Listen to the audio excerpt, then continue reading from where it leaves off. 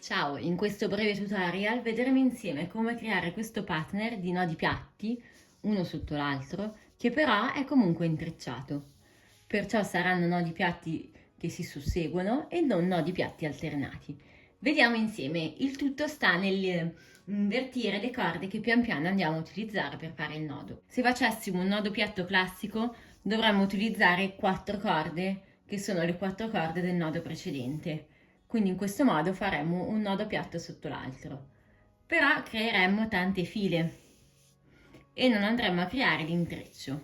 Per fare questo intreccio invece prendiamo le prime 3 corde del mio nodo, escludo la quarta corda e prendo la prima corda del nodo successivo e faccio un primo nodo piatto.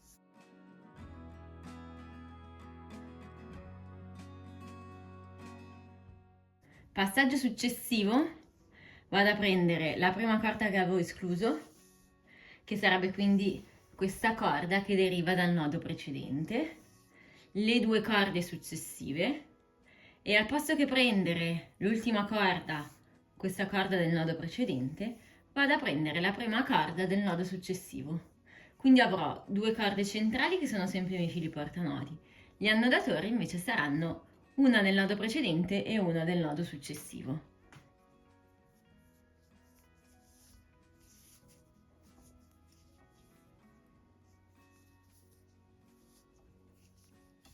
A questo punto prendo la prima corda libera, che è quella del nodo precedente, quella che deriva da questo, le 2 corde successive, escludo questa corda e vado a prendere la corda del nodo successivo, quindi queste 4.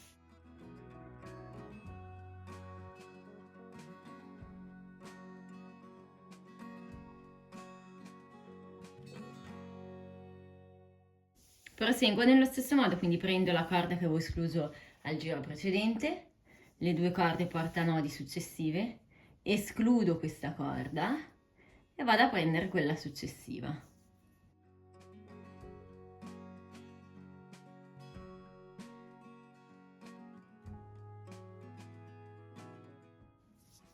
Come ultimo nodo, in questo caso avrò la corda che avevo escluso prima e le 3 successive.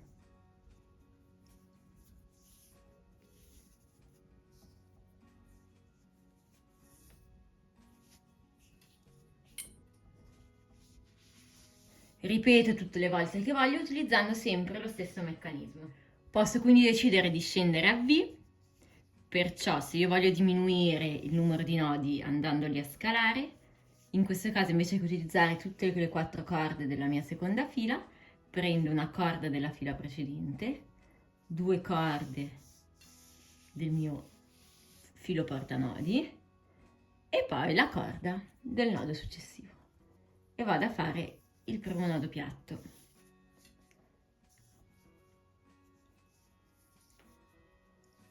Ora prendo la corda che avevo escluso prima, quindi questa corda del nodo precedente, le 2 corde centrali e poi escludo questa corda e prendo la corda del nodo successivo.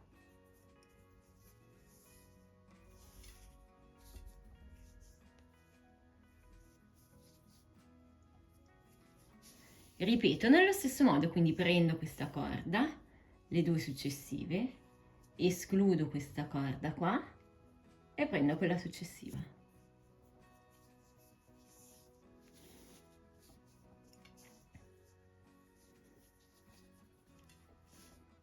E vedete che sto scalando. Grazie per aver visto questo tutorial e continuate a seguire il canale per nuovi video.